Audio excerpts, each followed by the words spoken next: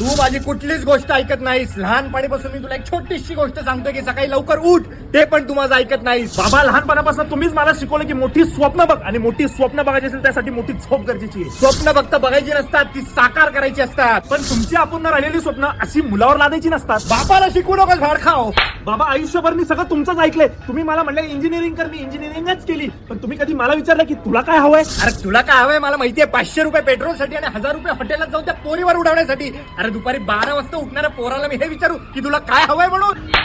आतापर्यंत बापाच्या तब्येतीकडे कधी लक्ष दिलंस का? परवा माझा गुडघा दुखत होता, एकटा चालत मी दवाखान्यात गेलो. अहो बाबा, पण मी तुम्हाला सांगत होतो डॉक्टरांकडे जायची गरज नाहीये. तुम्ही घरात स्प्रे मारा, तुमचा गुडघा बरा होईल. बापाला शिकवू नकोस भाड खा.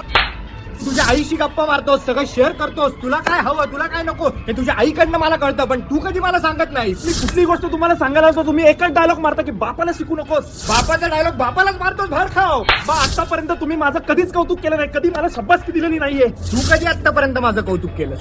एका बापाला सुद्धा वाटतं की त्याच्या पोरांनी त्याचं कौतुक करावं म्हणून. बाबा, शाळेत जेव्हा पोरं मला माझ्या बापाच्या नावाने चिडवायची ना, तेव्हा मला त्रास व्हायचा, पण मला अभिमान पण होता की शाळेमध्ये मला माझ्या बापाच्या नावाने ओळखलं जातं. तसंच बाहेरची लोक जेव्हा मला येऊन म्हणतात ना की अहो तुम्ही पवनचे वडील ना, तेव्हा मला अभिमान वाटतो. पण हा अभिमान कोणाला दाखवायची गरज नाही मला.